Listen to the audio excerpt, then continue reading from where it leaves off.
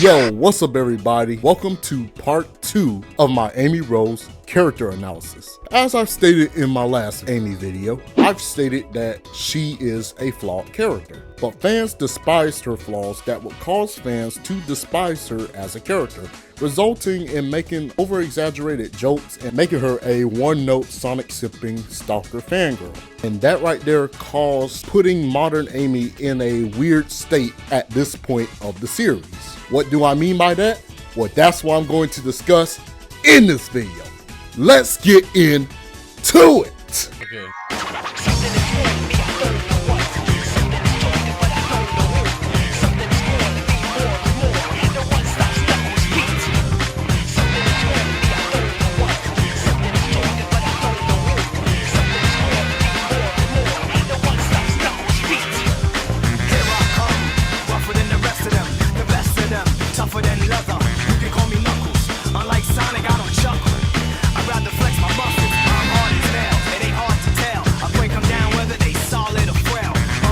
Now, I'm not going to sit here and pretend that Amy was a perfect character all the time. There were moments in like 3 of the games in the 2000s that I was like, huh?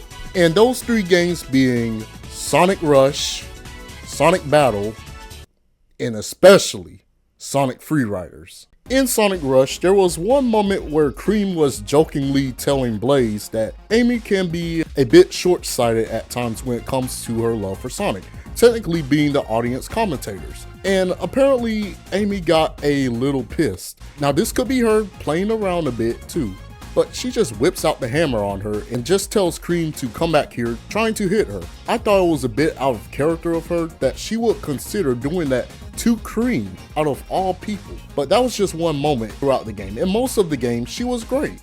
However, in Sonic Battle, okay, I'm just gonna say this.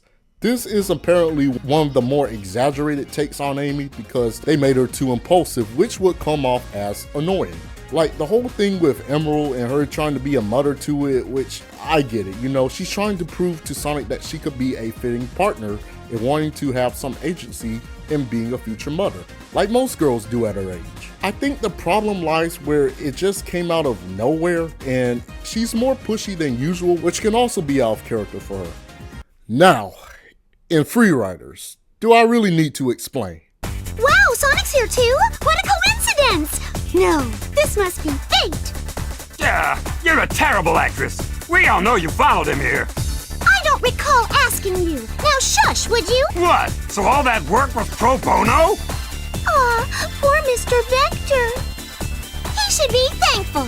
It's not every day you get to race with 2 cuties like us. Right, Sonic? Yeah.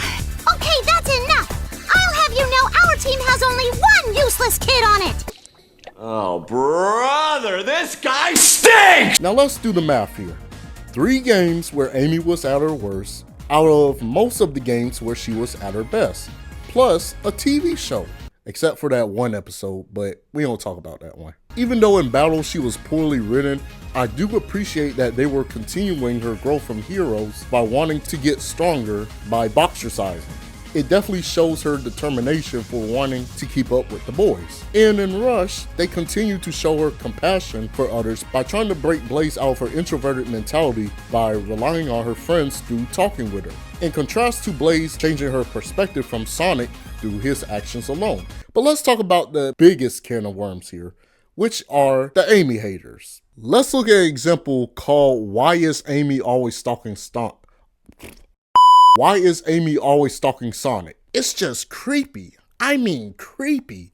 He is a person who needs to keep moving and help others and doesn't need to worry about whether or not Amy will just magically come out of nowhere and threaten to beat him up if he doesn't marry her. That's called sexual harassment. Call the police or something. Bro, what? Okay, again. This scene from Heroes is just playful banter between 2 characters as a joke. It's not meant to be taken seriously. And 2, you mean hitting Sonic with a hammer? In that one scene from Riders. Okay. Let's elaborate on this for a second. Okay. Have you ever given the thought that these are cartoon characters. I can't stress this enough. Cartoon violence is not equivalent to real life abuse. This happens in stuff like anime all the time, but no one bats an eye on that. But anyways, let's move on. Most of the people who hated Amy Rose back then are saying the same false perception that she's a stalker. It's basically this image right here. With Tails, he wants to follow Sonic on his adventures because he's his best friend, and people don't have a problem with that. However, if it's Amy, she's a psychopath. This false perception tarnished a great character that people never knew, which leads to the current era that we're in that began all the way back in Sonic Lost World. God damn it, I can never give this game a saving grace, huh? So ever since Lost World, Amy has been in a weird state onwards. In Sonic Lost World, she was just there, being a literal definition of being a plank of wood. Now her love and compassion is still there towards the animals, so that's something, right? Right? There was this one moment that I thought was weird, that they did this thing where she thought she was going to die and told Sonic that I never gotten a chance to say, and cuts off. You automatically know that she meant to say, I love you. Like you don't let it be known that you love this man already. But whatever. After this game, the whole Sonic Boom rebrand era began. And with a rebrand, a whole new take on Amy would begin. I'm just gonna come out and say it. I don't dislike Boom Amy. I think she's a pretty interesting take on the character in contrast to her main Sega counterpart. She's more level-headed, strong, capable, and still has a crush on Sonic, but hides it when anyone mentions it or anything. However, is she better than her main counterpart? No, because for one, it's an Elseworlds universe, and number two, in the show, all the characters are basically parodies from what their actual characters are supposed to be. But overall, I still like Boom Amy and a different take on the character. So how does her attitude in Boom affect her main counterpart going forward? Well, it kinda does it, but there is a change. Like I said, Lost World started the shift in how Amy is characterized. In Forces, when Eggman took over the world in that game, her purpose was that she helped form the resistance group and would help handle the communication work throughout the game.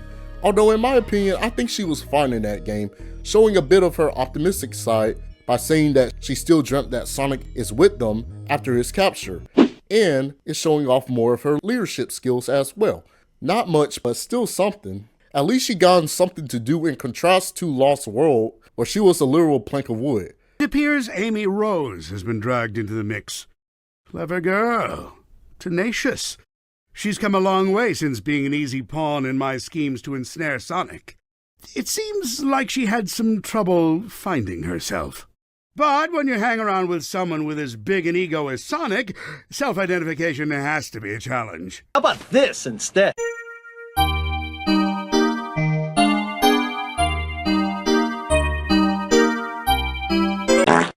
Amy Rose's quote-unquote character development in Frontiers was not character development and more of damage control. Let me explain. So throughout the game, she was full cyber ghost from the effects of cyberspace. She felt off. There was no bubbliness, no optimism, no spunk, no energy. And before you come in the comments saying, but she was trapped between dimensions, I want you to take a look at an example from games like Sonic Unleashed and Sonic Generations. When the world was in the brink of destruction and when everyone was influenced by Dark Gaia's energy, Amy as usual would always keep her optimism and say that there's no way that Sonic would let the world end like this. Or in Generations, when she was frozen in time, off the jump she kept her optimism, and in usual fashion, she made a joke about worrying that she won't be able to flirt with Sonic again. Now, let's take a look at Frontiers, where she states that she's not in any pain or anything. And Frontiers, where she is a spirit trapped between dimensions, struggling to keep her sanity as she waits for Sonic to bring her back from the edge of oblivion. There is no way those characters are going to act the same way in those scenarios. You're not going to have happy, bubbly, clinging Amy when she's near death. How you feeling, Amy? I mean, what's it like being all ghosty? Honestly, I don't feel that different since you helped clear my mind. I guess it feels kind of, detached? Have you ever flown around in a dream? Like you're lighter than air? That's what it feels like to me, anyway. I just wish I could finally land and be whole again. What? Bro, what are you talking about, man? Where did all that go? Even in her voice, she sounds all depressed. I know it's Cindy Robinson just doing her normal voice, but come on. Where am I getting at with all this? This game right here kind of molded the direction that at the time that they were trying to push on Amy, at least from the English side of things, which I will get to in a minute. This game tries to drill in your head that Amy has somewhat matured from being a girl who always chased Sonic around, and that she's actually an independent woman now that has trouble finding herself, and that she wants to share her love with the world. Not like you've done that. Oh, hold on, let me count. 1, 2, 3, 4, 5, 6, 7 times. And this is the line right here that really grinded my gears. Now, we don't fully know who actually wrote the script for Sonic Frontiers Final Horizon, because Ian Flynn literally stated that he did not write the script for this game. But I don't know who in their right mind wrote this script, wrote this line for the English version. But I'm gonna play it. I'm not just a damsel in distress anymore. Just you watch. Eventually, you'll be the one relying on me for help. I'm not just a damsel in distress anymore. Your pink hedgehog Sakura looking ass has never been a damsel in distress since 1993. This line really grinds my gears. You're not doing anything new with Amy's character. It's just her relearning the same lessons she learned from Sonic Adventure 1 in a poorly done fashion.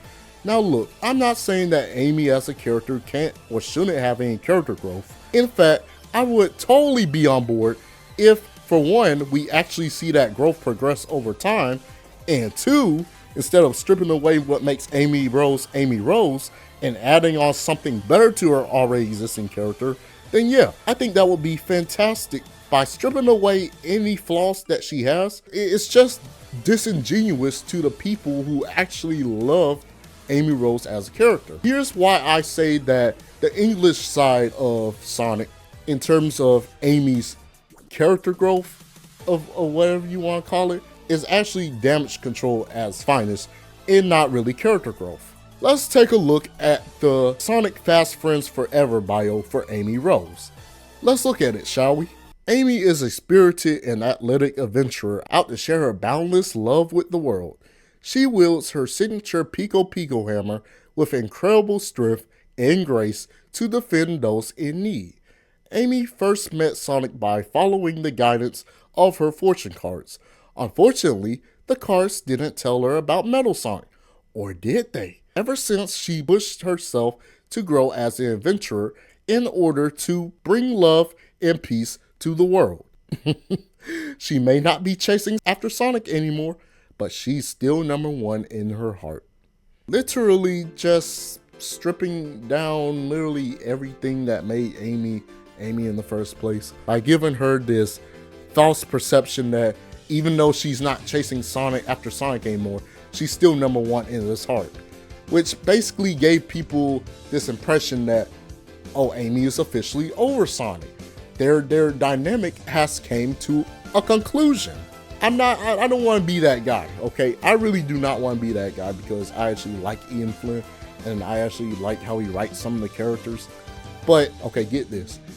He actually considered ending Sonic and Amy's dynamic. When he was writing Sonic Frontiers, he actually considered ending their dynamic because he thought it was quote unquote antagonistic, which is just disingenuous to Sonic and Amy's dynamic and relationship throughout the years.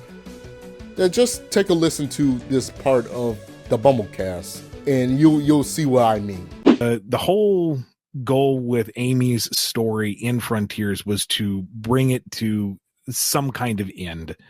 because this whole will they, won't they, cat and mouse that we're never going to actually get an answer on felt antagonistic, not necessarily intentionally, but this constantly dangling carrot without any real commitment one way or the other. It's like, let's just have them move on in some way, do the characters a service so that there's more to them than just the, will they have kisses one day? Do something. And so part of it was Amy's resolve to share her love with the world, to not have her entire existence revolve around someone who's always running away from her. She has so much love to give. She has so much potential. Instead of focusing it on one person, give it to the world and see what a force she can be. I'm just glad that Sonic Team disapproved of this heavily, because that would just be extremely dumb and stupid. Like, come on, Ian, what were you thinking back then, man? But at least he kind of gets the whole point of Sonic and Amy's dynamic. Kind of, but not really. But anyway, let's move on. With the Generations rewrite, redub, whatever you call it, there are some effects to how she is currently written in the games, by basically retconning this bio right here. Now look at the new one. Look at this cutscene and look at the new one. Look at this cutscene and look at the new one. Even though it's not bad, but you're taking away the playfulness out of her. I'm going to use this Twitter thread as a reference here as who Amy Rose is, as opposed to what people want her to be. She's a character whose heart is the answer to everything. She's a romantic who's not just in love with her hero, but love in general. She believes love is powerful, which is why throughout games from SA1 and up, she was able to be rational and helps people whenever she can. She's basically the heart of the series. Her dynamic with Sonic was always playful and teasing, which is also showcased a lot in the series. A social butterfly, which explains why everyone in Station Square knows who she is. She's an energetic go-getter who wears her heart on her sleeve, that has no filter with her emotions, and again, that's showcased a lot in the series, which is why she is deeply in love with Sonic, and the way she expresses it can seem a bit zany or immature. However, she believes that her and Sonic are two halves of the same whole. And that's true. Sonic and Amy are really two halves of the same whole. Like Sonic, she can't resist helping someone in need. She loves sightseeing, also short-tempered, and believes that we should live life the way that we think it ought to be lived. And they are both adventurers. She can have a one-track mind about her ambitions and can be impulsive. Now, here is how Amy is grinning currently, and what the people who never liked her character wants her to be. Her love for Sonic is minimized or muted for the people who always thought that her love for Sonic was a bad thing, and more of being a fangirl stalker, having an obsession, or just being straight up one-noted. Now that her love is being tucked away for the sake of character growth, it is now an improvement despite of her being completely boring and lacking any substance or depth than her just being the mature nice girl of the group and nothing more. Removing her thorns in order to make her more quote-unquote digestible, yes, she's still kind and bubbly, but lacking that special sauce on what made it so fun before. Now removing her thorns is disingenuous to her character because, like I said before, Amy Rose is meant to be a flawed character at times. Stripping them away would make the character mature, yes, but at what cost? That's like stripping away SpongeBob's childlike wonder because people thought he was too annoying. Like I said, it's mature, yes, but at what cost? Amy's impulsiveness and over-the-top, zany, immature, one-track minded attitude are many flaws that she has. That is essential to her character. Amy goes without seeing Sonic for months on end. Hell, it was established in Sonic Adventure 1 that she misses Sonic, hence the long time no see lines in almost every game after that, indicating that she has her very own life outside of Sonic before, which explains her over-the-top affection towards him because she just simply misses him. Now, is that stalkerish behavior? I don't think so. Her impulsiveness towards Sonic can come off as overwhelming to him, and that could keep him on his toes and can make him feel nervous or shy. Sonic does not hate Amy. Stop saying that. Sonic is a direct person, so if he ever had an issue with what she is doing, then I'm sure he wouldn't be afraid to tell her. Let's use a certain show that everyone knows, I hope, as an example. Pucca. Remember that show on Jetix? I'm sure everyone remembers that show. Pucca and Garu's dynamic is similar to Sonic and Amy's dynamic. Like, very much one-to-one. Sonic just goes along with her shenanigans because deep down, he does like Amy. The point is, people who wanted Amy to be fixed never really knew her or understood her to begin with. People looked at her flaws as being too antagonistic to the point that Sega took that criticism to heart and giving her damage control disguised as character growth. Like I said, there is a way to give her character growth without stripping away on what made Amy, Amy. You want to know a perfect example of this? The murder of Sonic the Hedgehog. This is where I think Amy was at her best in a long time in the games. She was bubbly, energetic, having her non-filtered love for Sonic, a bit short-tempered, while still not being overbearing like Battle or non-existent like Frontiers. She was great. And another example of this is IDW, specifically when Evan Stanley writes her. I think the mainline games could learn a thing or two going forward with how they write Amy in the future. But for now, Amy is a shell of what she once was, and it's unfortunate. By stripping away her thorns, she can't be anything more than just the nice girl. No uniqueness or anything. I will always appreciate Amy's flaws because, as stated in Sonic X, even a beautiful flower has its thorns. But wait, there is light at the end of the tunnel though, because it seems like the Japanese side of Sonic is seemingly trying to course correct everything that has been happening with the English script of Sonic Frontiers in that Fast Friends Forever bio. Let me explain. Not only have we gotten an official Sonic the Hedgehog timeline, but we also gotten new character bios for the characters. And the most noticeable one is Amy Rose, a kind and energetic hedgehog girl who will chase after Sonic anywhere once she sets her mind to it, day in and day out.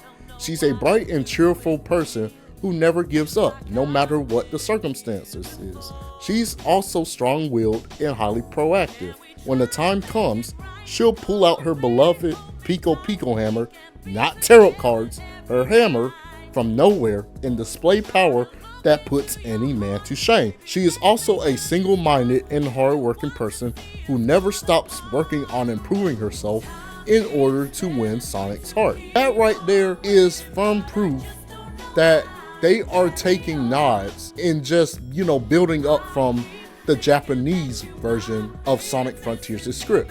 Because in Sonic Frontiers' Japanese script, it is 10 times different than the original English script. Because for one, Amy is actually given character growth that actually makes sense to her character. まださっきのココのことを考えてるのか？ええ、あの子はまるで今の私。好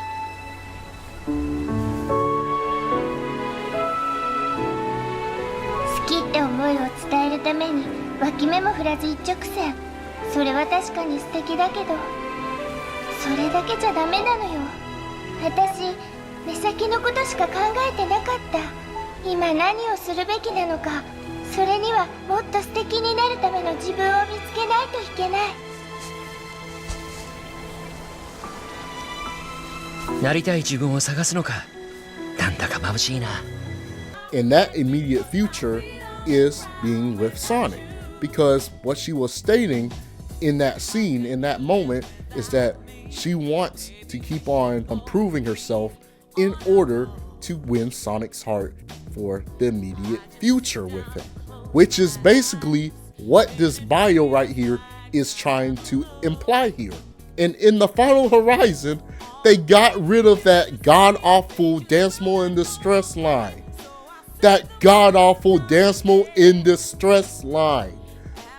Like, Japanese Frontiers, man, like, it's not a perfect script by any means, but at least they get these characters in character. Like, come on now. And this kind of gives me hope, because this is the true evolution of modern Amy in the Japanese side. I feel like the English side is starting to realize that as well, because according to the New Year's special Tales 2 episode, they basically course corrected that sharing my love with the world line and having Tails be the audience basically being like, you did that before, like telling Amy straight up, you already do that, Amy. And then Amy just saying that she wants to do more, indicating that they course corrected that. So that gives me some hope going forward that this is the route they're going to take with Amy. Now, is it perfect by any means? No, it's still not perfect, but at least it's actually making sense in terms of Amy's character without stripping away what makes Amy Rose, Amy Rose. They even kept the chasing Sonic part in there. Like, do you know how much hope that gave me? Even though they took away some of the stuff, like her passion and saying that she's Sonic's self-proclaimed girlfriend, even though that's unfortunate still, but this bio, it gives me some hope that this character growth may actually kind of pay off. In terms of the Japanese side of things, I'm just glad that the Japanese side is actually giving Amy the character growth that actually makes sense to her character. If you guys like this video, make sure to give your thoughts in the comments down below, because I love to hear them. And also, if you guys are new to the channel, don't forget to hit the subscribe button so you don't miss out on any future content like this. With all that being said, have a good day, have a good night, and I'll see y'all in the next video. Peace!